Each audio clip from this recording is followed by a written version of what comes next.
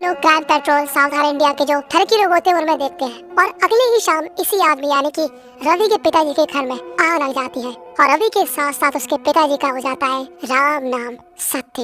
और इस घटना को देखकर सबसे ज्यादा दुखी होती है शैलू, क्योंकि उसके बचपन का प्यार अब राख में मिल चुका था। खैर अब इस घटना को बीते हुए हो जाते हैं 10 साल। खैर अब इस 10 साल में इस गाँव के अंदर काफी घटनाएं घट चुकी है जो कि हमको आगे मालूम चलेंगी। अब इस गाँव में ये दो आदमी मस्ती में चलते हुए आ रहे होते हैं। इस मोटे का नाम होता है काशी और उसके साथ ही अंधा आदमी होता है जिसको हम बुलाएंगे पप्पू। ये लोग क्या देखते हैं कि गांव के एक घर की दीवार के पास काफी भीड़ जमा है और जैसे लोग उसके करीब जाते हैं ये लोग क्या देखते हैं कि इस दीवार पर कुछ लिखा हुआ है और अब काशी यहाँ पर पढ़ के सुनाता है। अब इस मूवी के अंदर जो कैरेक्टर के नेम है वो काफी बड़े और अटपटे से है, इसलिए मैं इस मूवी के कुछ कैरेक्टर के नेम अपने हिसाब से रखूंगा ताकि आप लोगों को आसानी हो समझने में। मतलब आप लोग देख रहे हो मुझे आपकी कितनी परवाह है यार, इतनी परवाह यार कौन करता आज के जमाने में यार, एक सब्सक्राइब कर दो ना। खैर काशी सबको पढ़ के सुनाता है कि गाँव की रानी और राम प्रकाश के बीच में चक्कर चल रहा था और पास में ही रानी का पति खड़ा होता है और वो काफी गुस्से में आता है और कहता है कि आज मैं अपनी बीवी को निपटा ही दूंगा। और तभी लोग क्या देखते हैं कि वो दोनों ही पहले से ही निपट चुके हैं। जी हाँ, इन दोनों की मौत हो चुकी है और तभी इस भीड़ के बीच में से एक महिला आती है और यहाँ पे ये बुड्ढा कहता है अबे तू कहाँ जा रही है, सबर कर ली।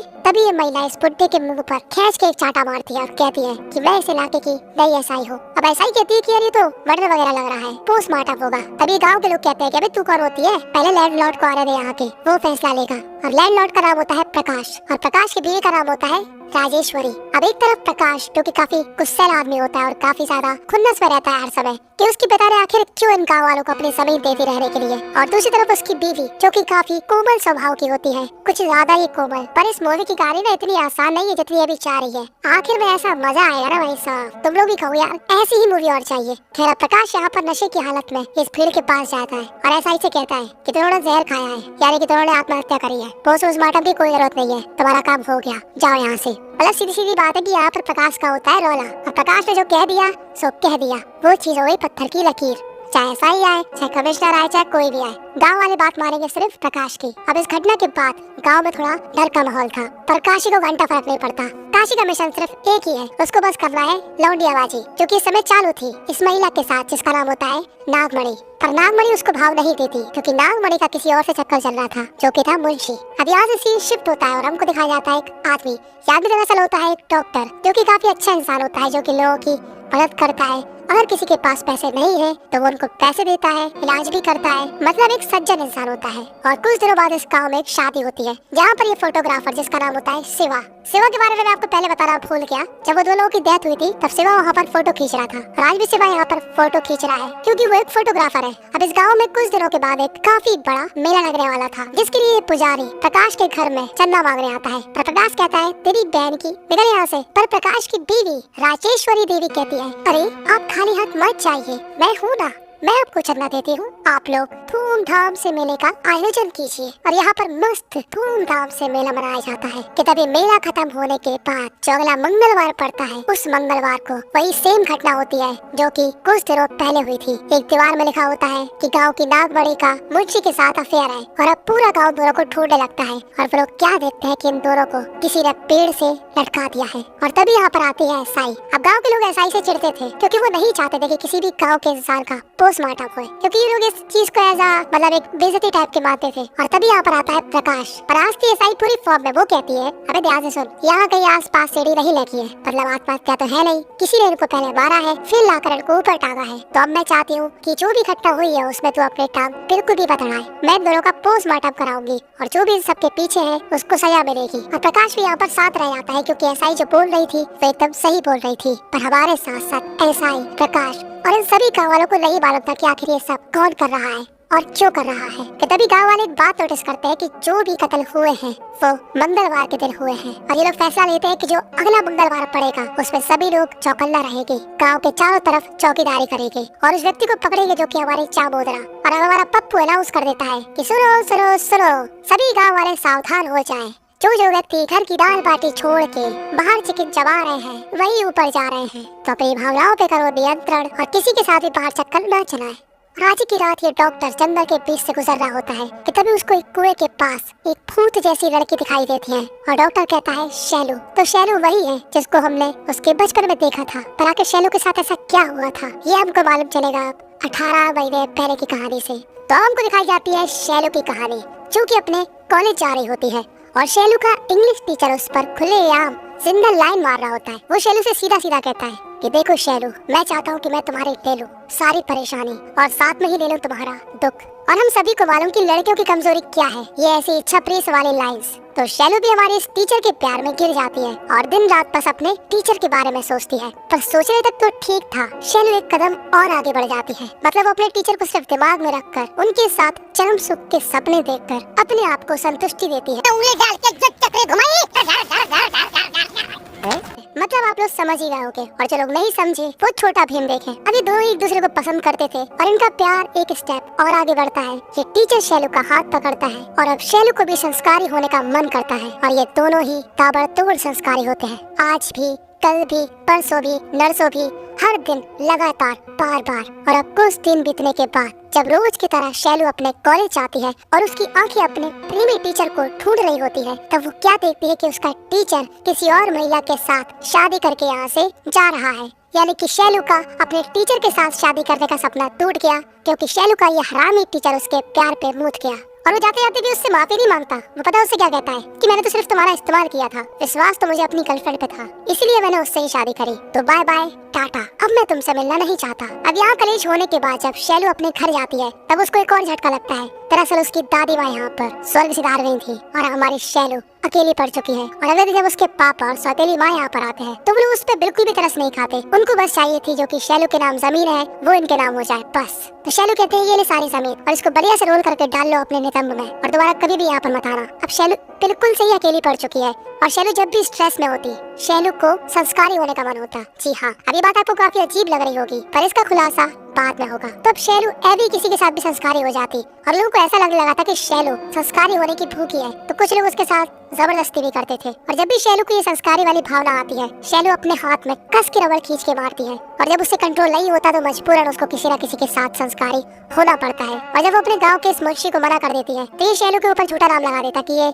चोरी करके यहाँ से भाग रही थी। और अब शैलू बस यही चाहती है कि उसकी वो वाली फीलिंग्स उस पर हावी ना हो। और जब भी उसको ये फीलिंग्स आती है वो अपने आप को काफी दर्द पहुंचाती है। और अब कुछ दिन बीतने के बाद अचानक से शैलू एकदम खुश रहने लगती है। आखिर बीते कुछ दिनों में उसके साथ ऐसा क्या हुआ था जो कि शैलू अब खुश रहने लगी थी, वो हमको मालूम चलेगा बाद में। फिलहाल उसके घर के बाहर गाँव के सभी लोग आ जाते हैं और उसको घसीट के प्रकाश राज के पास ले जाते हैं और कहते हैं कि ये महिला काफी अपवित्र महिला है, ये गाँव के मर्दों को रिझाती है और उनके साथ संस्कारी होती है, यहाँ तक कि इसने चोरी भी करी, ये काफी बेकार औरत है। तो प्रकाश राज कहता है कि ठीक है, इस गंदी महिला को इस गाँव से थप्पे मार के बाहर निकाल दो। और अब ये निर्दयी गाँव के लोग शैलू को मार पीट के इस गाँव से बाहर निकाल देते हैं। और अब इस घटना को कुछ दिन बीत जाते हैं और कुछ दिनों के बाद इस गांव के खेत के पास वाले कुएं में शैलू की लाश मिलती है और इन सभी को ऐसा ही लगता है कि शैलू ने आत्महत्या कर ली होगी। खैर ये थी शैलू की कहानी जो कि हो चुकी है समाप्त। अब हमको दिखाई जाएगी फिर से प्रेजेंट की कहानी। अब ऐसा ही यहाँ पर अपने दिमाग का काफी अच्छे तरीके से इस्तेमाल कर रही थी और हर एक कड़ी को मिला रही थी।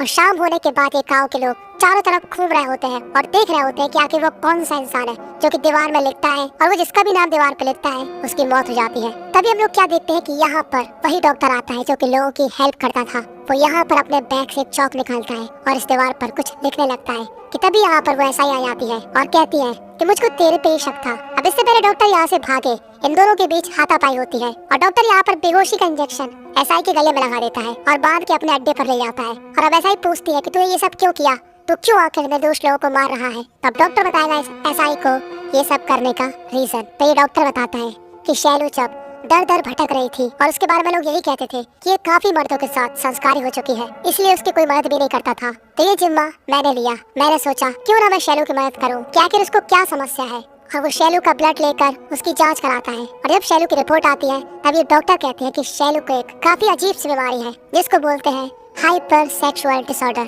यानी कि उसके अंदर वो डिजायर वाली फीलिंग और लड़कियों के मुकाबले 10 गुना ज्यादा होती है और वो चाहकर भी अपनी उस फीलिंग को कंट्रोल नहीं कर सकती। और ऐसे पेशेंट इस फीलिंग को कंट्रोल करने के लिए अपने आप को या तो दर्द पहुंचाते हैं या तो किसी के साथ संस्कारी हो जाते हैं। और ये ऐसी समस्या है कि जिसको समाज नहीं समझने वाला। और ऐसी बीमारी उन्हीं लोगों को होती है जो कि बचपन में काफी स्ट्रेस में रहा करते थे, उनके घर में काफी फैमिली प्रॉब्लम्स हुआ करती थी, जिन्होंने काफी मेंटली ट्रॉमा झेला, पर इसको कंट्रोल किया जा सकता है दवाई देकर। तो अब ये जिम्मा उठाता है ये डॉक्टर। अब ये डॉक्टर शैलू को अपनी बेटी की तरह ट्रीट कर रहा था, क्योंकि डॉक्टर की भी एक बेटी थी पहले जिसने सुसाइड कर लिया था मेंटली प्रेशर की वजह से, और इस डॉक्टर को उस बात का अभी तक रिग्रेट है और ये एसआई डॉक्टर की बातों को काफी ध्यान से सुन रही होती है। पर दूसरी तरफ इसी गाँव में जो फोटोग्राफर था जिसका नाम था शिवा, उस पर एक अनजान सा आदमी हमला कर देता है जो कि देवी माँ का मास्क पहना हुआ था। अब शिवा इस आदमी को अच्छी तरीके से घायल कर देता है, पर ये आदमी काफी स्ट्रॉन्ग था। ये एक बड़ा सा त्रिशूल लेकर शिवा के आर पार निकाल देता और शिवा की यहाँ पर ऑन द स्पॉट मौत हो जाती है। शिवा पूछता है कि तू कौन है, और ये आदमी अपना मास्क हटा देता है और हमको समझ में नहीं आता कि आखिर ये कौन है और आखिर ये लोगों को क्यों मार रहा। अब ये डॉक्टर जो कि एसआई को बता रहा होता है कि वो शैलू को अपनी बेटी की तरह मानता था और वो यही चाहता था कि शैलू जल्दी से जल्दी शादी कर ले। पर ये डॉक्टर कहता है कि एक बंदा है जो तुम्हें किसी भी हाल में एक्सेप्ट करेगा।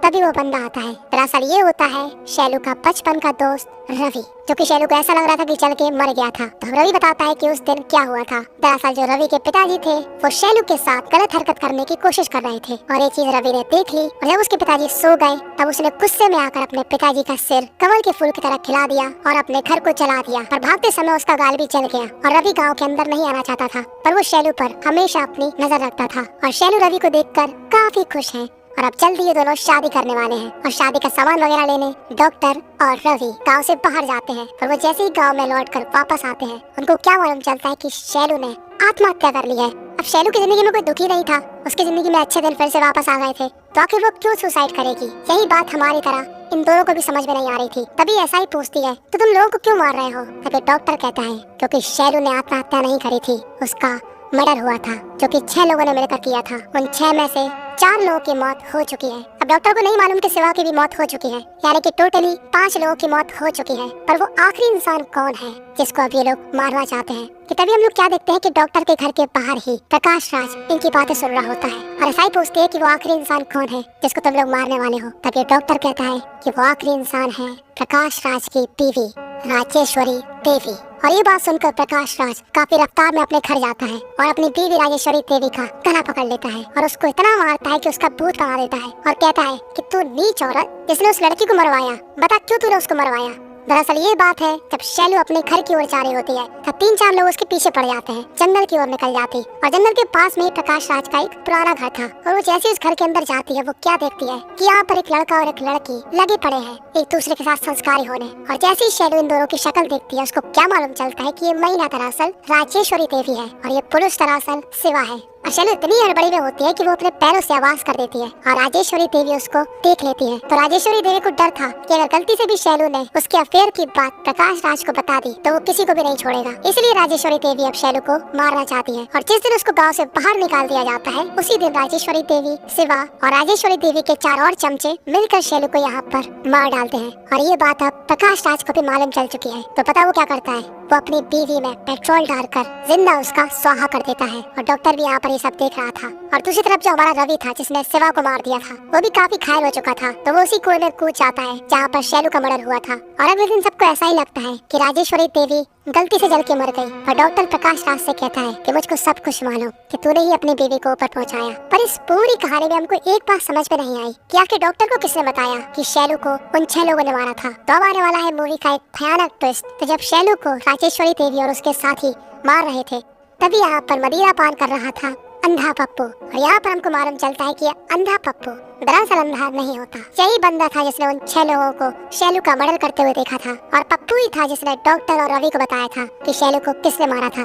देखो पप्पू अंधा इसलिए बन के रहता था ताकि लोगों को उस पर तरस आए और फ्री में ही उसके खाने पीने की व्यवस्था हो जाए। और बस यहीं पर ये मूवी थी एंड हो जाती है। मुझे मालूम है कि ये वीडियो थोड़ी बड़ी बन चुकी है, पर क्या करें यार, मूवी इतनी बेहतरीन थी। और अगर आपको सिर्फ साउथ की मूवी चाहिए तो उसके लिए आप मेरे एक दूसरे चैनल सब्सक्राइब कर सकते हो। इस मूवी से हमको यही सीखने को मिला कि हमें किसी को जब तक गलत नहीं बोलना चाहिए जब तक हम उसके बारे में पूरी जानकारी नहीं रखते, और राय हमें किसी के खिलाफ अफवाह फैलानी चाहिए। यही थी आज की ज्ञान की बात। सिंधु नमक लगाकर